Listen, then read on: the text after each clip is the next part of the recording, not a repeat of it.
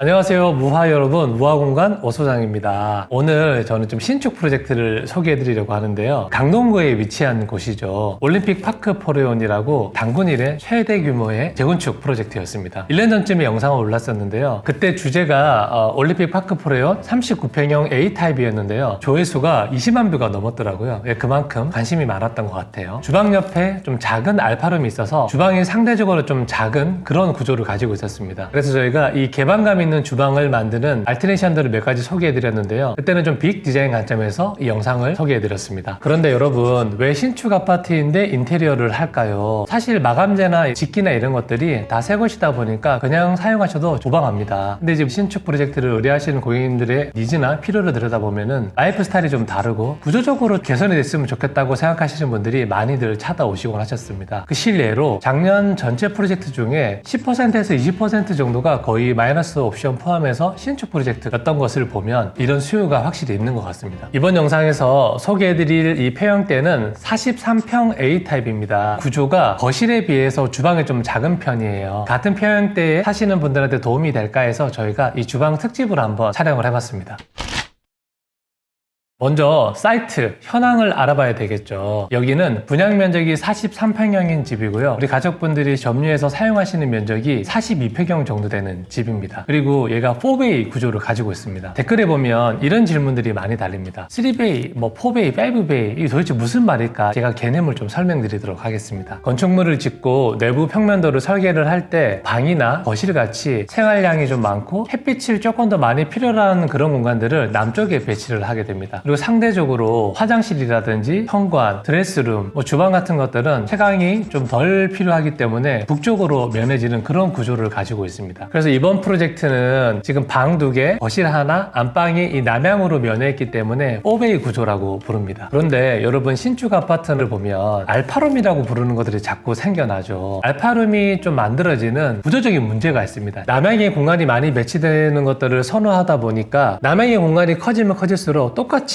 건물이 이런 형태잖아요. 그래서 상단에 북향에 있는 공간들도 필연적으로 공간 자체가 넓어질 수밖에 없는 거죠. 현관, 드레스룸, 팬트리, 주방 그런 기능들을 북쪽으로 보내는데 화장실도 포함해서 남쪽에 대비해서 북쪽 공간도 같이 넓어지다 보니까 알파룸 같은 그런 조각 공간들이 생겨나게 되는 거라고 생각합니다. 이 공간들이 많이 넓어지면은 작은 방이 북쪽에 하나 배치하게 되는 거고요. 그러면 주방이나 팬트리나 드레스룸을 북쪽에다가 더 크게 만들면 되지 않나라고 생각하실 수 있죠. 그런데 이런 아파트라고 하는 공동주택을 설계할 때는 특수한 요구 조건보다는 보편적인 그런 필요를 따라가게 되어 있습니다. 방을 하나 더 만드는 그런 구조로 만들어지는 것도 또 하나의 이유입니다. 이 프로젝트 같은 경우에도 40평형대인데 방을 하나 더 만들기 위해서 주방과 현관 사이에 이 작은 방을 하나 집어넣어 놨습니다. 벽체가 좀 튀어나와서 주방이 되게 협소하게 느껴지는 그런 단점이 좀 있는 것 같습니다. 주방을 좀 더 구체적으로 들여다보면은 디귿자 형태의 주방이 만들어져 있고 창가 쪽에는 개수대 그리고 벽 쪽으로는 가열대가 있습니다. 북향을 면하는 상하부장 사이에 조그마한 환기창이 있었고요. 그리고 우측으로는 다용도실로 가는 출입구가 있고 그 벽체를 살짝 들여 넣어서 거기에 이제 비스포크 냉장고 3대 그리고 피큰장이 만들어진 구조였습니다. 수납이 좀 상대적으로 부족하다 보니 지금 기역자로 이렇게 상부장이 상단에 설치되어 있는 그런 구조였습니다. 어떻게 바뀌었는지를 보기 전에 우리 가족분들께서 어떤 필요가 있었는지를 먼저 알아야 되겠죠. 첫 번째는 좀 개방감이 있는 큰 대면형 주방 공간을 원하셨습니다. 두 번째는 소가전을 좀 많이 갖고 계셨는데 팬트리를 겸할 수 있는 큰 보조주방도 있으면 좋겠다고 말씀하셨습니다. 분양 당시에 비스포크 세대를 이제 옵션으로 선택을 하셨었는데 이것도 새 거니까 바꾸지 않고 좀 재사용할 수 있는 그런 방법을 도와달라고 하셨습니다. 우리 가족분들께서 이제 주방을 사용하시는 루틴을 보니 개수대와 가열대가 일렬로 배치가 됐을 때 훨씬 더 사용하기 편리하다고 말씀하셔서 개수대와 가열대를 일렬 배치를 하고 아일랜드에는 아무것도 설치되지 않기를 희망하셨습니다. 그럼 무화공간은 어떤 해법을 들였을까요? 자녀분들이 다 이미 출가를 하신 상태라서 방이 4개가 필요도 없고 그리고 오히려 주방 공간이 조금 더 커졌으면 좋겠다. 이 작은 방의 크기가 가로가 2,700 그리고 세로가 4,800인 구조입니다. 이거를 면적으로 환산해 보면은 3.8평 정도 되는 크기입니다. 기존 주방의 가로 크기가 얼마느냐? 3,250이에요. 이걸 확장을 하면 어떻게 되냐면은 주방이 6m 가까운 가로로 넓고 긴 공간을 확보할 수 있게 됩니다. 거의 2배로 주방이 커진 개념이겠죠. 큰 레이아웃부터 한번 보겠습니다. 확장된 주방 좌측 창가 쪽으로 보조 주방을 구획을 했었고요. 보조 주방 벽을 면에서 시각적으로 굉장히 크게 보이는 이 대형 아일랜드를 제가 배치를 했습니다. 재배치를 통해서 제가 냉장고 위치를 보조 주방으로 좀 옮기고 키 큰 장을 배치를 했고요. 그리고 이 아일랜드 앞쪽으로는 홈바와 식탁 공간을 배치했습니다. 자, 그러면은 보조 주방과 이 본 주방을 경계짓는 이 지점이 굉장히 중요한데요. 이게 그냥 막 벽을 세우는 게 아니거든요. 제가 어떤 논리로 세우는지 말씀을 좀 드릴게요. 우리 가족분들 개수대와 가열대가 일렬 배치되는 게 굉장히 좋다고 말씀하셨죠. 그리고 보조 주방 안에 기능과 팬트리 공간이 겸했으면 좋겠다 말씀하셨습니다. 이게 무슨 말일까? 보조 주방과 본 주방을 가로지르는 이 벽체의 치수가 굉장히 중요하다는 얘기겠죠. 일렬 배치를 하려면 창가 쪽 기능부에 개수대, 식기세척기, 서랍 같은 것들이 위치하려면 기본 치수값이 꼭 필요합니다. 이런 걸 고려할 때는 사용자들의 라이프 스타일과 동작 공간, 필요한 기능들에 겸해서 퍼즐을 맞추듯이 굉장히 밀당해가면서 잘 집어넣어야 된다는 거죠. 자, 여러분들께서 좀 구체적으로 참고하실 수 있도록 제가 치수를 좀 말씀을 드릴게요. 그럼 우측부터 한번 보겠습니다. 지금 식세기가 들어가 있죠. 이 식기세척기 이 장 같은 경우에는 600mm 정도의 공간이 필요하고요. 보통 여러분 식세기와 뭐가 세트죠? 바로 싱크대가 세트입니다. 여기 같은 경우에는 백조 깜포르테 860이 적용되어 있습니다. 860mm의 싱크볼이라고 해서 얘만 딱 들어가면 되는 게 아니고 얘를 고정하려면은 이 좌우에 브라켓이 들어가야 되겠죠. 요 치수를 저희가 한쪽당 35mm에서 37mm 정도로 바라봅니다. 근데 구조 측판도 세워야 되고 또 이 부속이 들어가야 되니까 이렇게 50mm씩 보통 잡거든요. 여기 같은 경우에는 저희가 1060을 적용을 했습니다. 그 이유는 하부에 분배기도 있고 매립형 정수기를 많이 설치하시잖아요. 상단에 이제 꼭지가 이렇게 나와 있는데 하부에는 더 큰 기기가 들어가야 돼요. 이런 기물들이나 가전들이 들어가야 되기 때문에 추세가 1050에서 1100 정도는 좀 잡아주는 추세입니다. 그 다음으로 고려해야 될 게 뭘까요? 바로 인덕션이겠죠. 인덕션 하부에는 예전하고 다르게 요즘엔 대부분 이제 가로형 서랍을 배치를 하죠. 커트러리를 활용할 수 있는 것도 있고 하부에 서랍이 들어갔을 때 효용이 높기 때문에 인덕션 밑에는 서랍을 배치를 합니다. 상구 인덕션 같은 경우에는 하부에 서랍이 들어가는 경우에 보통 900 정도를 디폴트로 잡고요. 후드 일체형 같은 4구 이상 되는 큰 후드를 사용을 하실 때는 머신이 들어가야 되고 또 가로가 되게 더 넓잖아요. 서랍 레일 폭을 1200까지 바라보기도 합니다. 주방을 구성하는 이런 구성 요소들 중에 사실 이렇게 확정되어 있는 치수값들은 개수대와 가열대를 보통 생각을 하고요. 이것들 외에 나머지 이런 가구장들은 가변 치수라고 보면 좋습니다. 이 인덕션을 배치할 때는 너무 끝으로 붙으면은 이제 활동하거나 이 조리했을 때 동작 공간이 부족하게 돼서 불편함이 있기 때문에 저희는 이 코너 쪽에다가 양념 망장을 보통 집어넣는데요. 저희는 블럼을 주로 사용하고 있습니다. 블럼이라는 하드웨어가 가변적이기 때문에 작게는 200mm, 많게는 1200mm까지 이 하드웨어를 만들 수가 있어요. 300mm 이상을 확보하는 게 안정적이라고 판단해서 그렇게 저희는 지금 만들어 드리고 있습니다. 그래서 저희가 이번 프로젝트에는 이 벽 끝에서부터 310mm 정도 되는 공간을 확보해서 그 값을 주고 양념 망장을 집어넣었습니다. 자, 그럼 남은 게 뭘까요? 바로 가열대와 개수대에 있는 그 장이겠죠. 저희가 이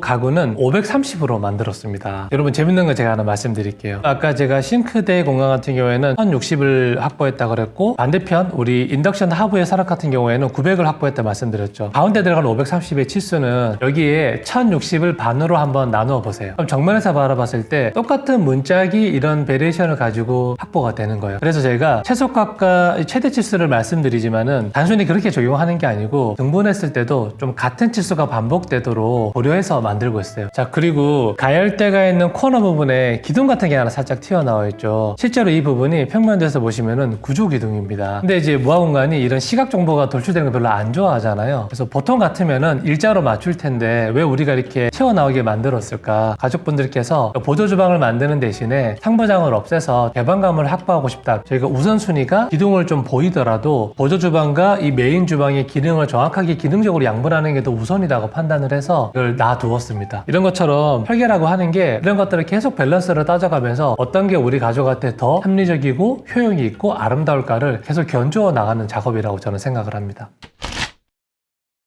지금까지 저희가 이 X축이라 부르죠. 가로값을 봤으니까 깊이값, 이 Y축 값을 한번 말씀드리도록 하겠습니다. 첫 번째는 이 벽체에서부터 싱크대라고 하는 가구의 치수값이 보통 650으로 잡는데요. 상판에다가 수전과 빌트인 정수기를 배치했을 때 최소값을 저희가 650으로 바라보고 있습니다. 두 번째는 이 아일랜드와 이 통로의 간격이겠죠. 저희가 작게는 아일랜드와 이 주방 간의 거리를 900에서 950으로 만들기도 하지만 우리는 전체 이 주방과 식사실의 이 깊이 자체가 좀 여유가 있기 때문에 제가 1100으로 바라봤고요. 또 하나의 이유는 보조 주방이 소가전들도 들어가게 될 것이고 냉장고도 주로 사용하는 두 대가 안쪽으로 배치되고 팬트리 공간도 겸하고 있기 때문에 통로가 굉장히 용이해야 됩니다. 그런 구조에서는 굳이 여유가 있는데 작게 만들 이유는 없다. 보조 주방 이 내부의 치수값을 제가 말씀드릴 텐데, 첫 번째는 제가 아까 기둥이 있다고 말씀드렸잖아요. 이 기둥 공간에서부터 조금 띄워서 날개벽을 만들어야 되겠죠. 보조 주방 구획을 해야 되니까. 이게 440이고요. 개구부 사이즈는 850입니다. 왜냐, 이 안에 들어갈 가장 큰 가전이 세미 빌트인이라 부르는 냉장고일 텐데, 세미 빌트인은 700 미만입니다. 대부분. 삼성 제품 같은 경우에는 냉장고의 깊이가 688mm고요. 그리고 LG전자의 제품 같은 경우에는 682mm예요. 물론 제품 따라 스펙이 조금씩 달라지긴 하는데 그래도 700mm 안으로 들어오고 있어요. 근데 이제 설치 매뉴얼을 보면은 720 정도로 확보하라고 제가 설치 매뉴얼을 받고 있어서 720 정도로 상기하고 있습니다. 자, 그랬을 때 440, 850 그리고 문틀이 마감이 나와야 되니까 50 정도로 띄우고 그리고 720의 냉장고장에 들어가겠죠. 그럼 토탈 거리가 2060 정도 됩니다. 보조 주방이 여러분들 생각하시는 것보다 제법 큰 사이즈입니다. 이곳에는 거실에서 사용하는 청소기부터 소가전들 가지고 계신 것들 그런 것들이 올라가야 되고 그리고 팬트리 기능도 겸해야 하다 보니까 이 정도 치수값이 있어야 보조 주방과 이 본 주방을 좀 편하게 왔다 갔다 하시면서 그렇게 사용하실 수 있기 때문에 저희가 좀 큰 사이즈로 계획하에 잡은 치수입니다. 어떤 분들은 원래 있었던 냉장고 자리에 냉장고 세대를 그냥 배치하면 되지 왜 굳이 보조 주방으로 옮겼나라는 질문이 있을 수도 있는데요. 우리 가족분들께서는 주로 사용하시는 냉장고 두 대는 좀 보조 주방 안으로 들어가서 개수대와 가열대와 좀 연결 동선이 좋은 곳에 배치하고 싶다고 말씀하셨고요. 이런 것 같은 경우에는 대부분 문을 열어두고 사용하시기 때문에 커튼을 사용하시는 게 되게 용이하십니다. 그래서 손님이 많이 오시거나 했을 때는 커튼만 살짝 쳐서 이렇게 가려둘 수 있게끔 사용하시는 게 굉장히 효용이 있다고 생각합니다.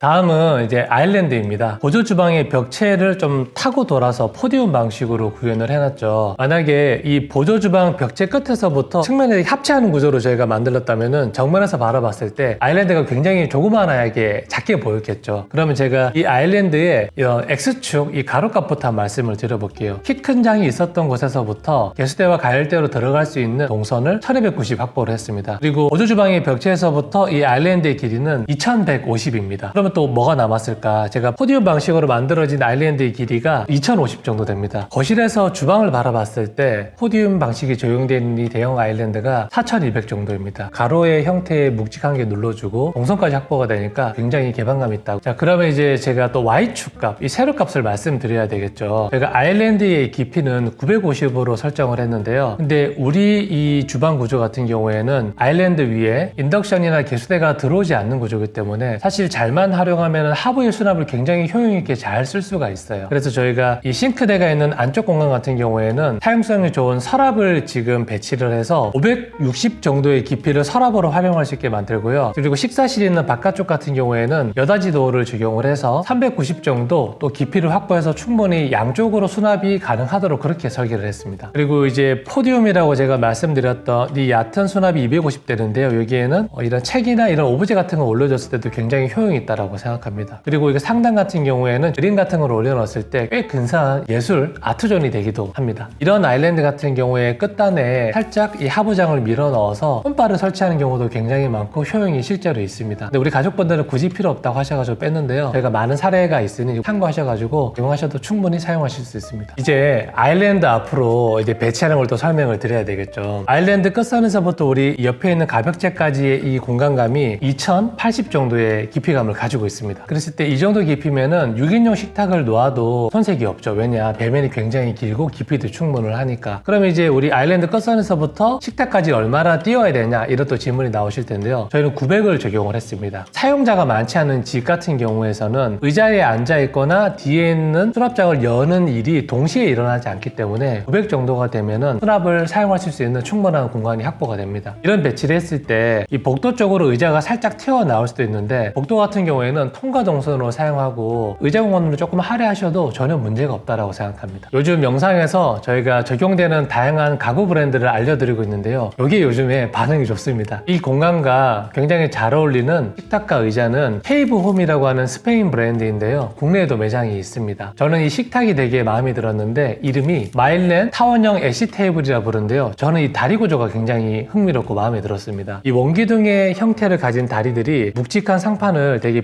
비규칙적으로 갖추고 있는 구조인데요. 굉장히 건축적이고 오브제로서도 굉장히 아름답다라고 생각을 해요. 의자 같은 경우에는 시셀리아 체어라고 부르는데요. 2025년에 핫한 트렌드라고 하죠. 부클레라고 하는 소재가 적용되어 있는데요. 부클레 소재와 얇은 철제 다리가 만나서 더 모던한 느낌을 주는 것 같습니다. 또 식탁과 가장 합이 좋은 게 뭘까요? 바로 홈바 공간입니다. 홈바 공간을 포디움과 자연스럽게 연결해서 식탁 공간과 같이 만들어 놨습니다. 이 홈바 공간을 구성할 때 되게 중요한 요소가 하나 있었는데요. 이 로봇 청소기의 주차장입니다. 제가 설계를 할 때는 주차장 자리를 꼭 만들어 드립니다. 근데 이 제품을 리서치를 해보니까 505mm의 이런 내경 치수가 확보가 되어야지 로봇 청소기가 정확하게 들어간다고 그러더라고요. 재밌는 거 하나 보여드릴까요? 로봇 청소기 들어가는 도어 사이즈가 옆에 있는 EP 마감판 빼고 나서 505mm를 제가 확보해야 된다 말씀드렸죠. 장식장에 들어가 있고 조명이 들어가 있는 커피 머신이 들어올 이 자리 같은 경우에는 길이가 1050입니다. 반대편 치수가 얼마 남았을까? 가벽 끝까지가 755mm거든요. 755mm에서 제가 포디움 방식으로 하부장 만들었던 깊이를 250이라고 말씀드렸죠. 755mm에서 250mm 빼보세요. 얼마가 나올까? 505mm가 나옵니다. 그럼 정면에서 바라봤을 때 지금 가운데 들어가는 홈바 공간 외에 양쪽에 있는 키 큰 장은 사이즈가 정비례해요. 홈바 옆으로 보면은 지금 날개벽이 이렇게 서 있죠. 지금 공간이 충분하기 때문에 날개벽을 살짝 세워서 거실과 이 주방 식사실 공간의 비례를 좀 맞췄습니다. 무화공간이 많이 사용하는 방식인데 솔리드 벽체를 만들고 또 기둥을 살짝 만들어서 가운데 유리를 끼는 디테일을 가끔 보여드리죠. 물리적인 공간의 이 확장감도 가지고 차폐도 가능하면서 유리가 들어가니까 답답함을 해소할 수 있는 꽤 괜찮은 장치인 것 같습니다.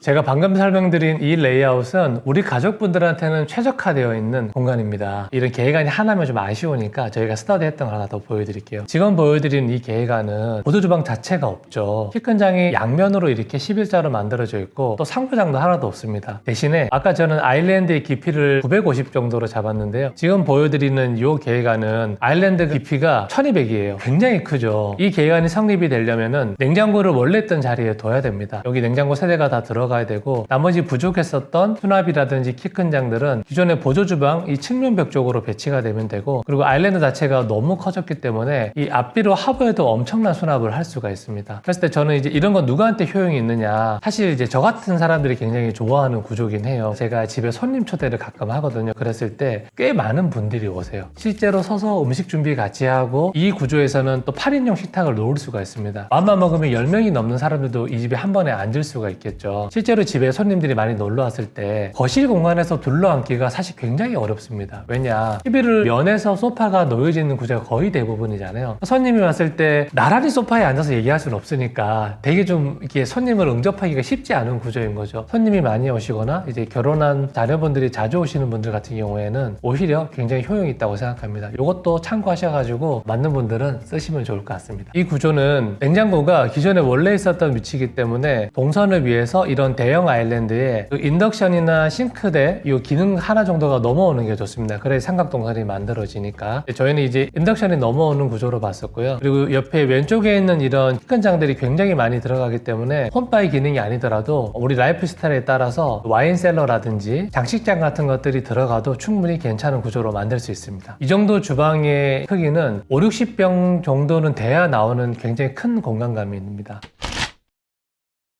여러분 어떻게 보셨나요? 이런 생각 하실 수가 있죠. 야, 신축인데 다 새 건데 뭘 인테리어를 또 하냐 하실 수 있는데, 저는 그렇게 생각을 합니다. 되게 내가 갖고 싶거나 뭐 내가 살아온 날의 보상이거나 여러 가지 이유로 휴대폰도 멀쩡한데 새로 바꾸긴 하잖아요. 그런 것처럼 저는 신축이라고 할지라도 또 우리 가족분들, 이걸 원하시는 분들한테는 나름의 필요와 구조가 맞지 않아서 하는 행위라고 생각을 합니다. 도움이 되실 만한 것들이 있으면 잘 차용하셔서 나다운 집, 우리 가족다운 집, 그리고 기능적이고 구조적이고 아름다운 집, 그런 곳에서 사셨으면 좋겠습니다. 그러면 저는 다음번에 더 좋은 영상으로 찾아뵙겠습니다.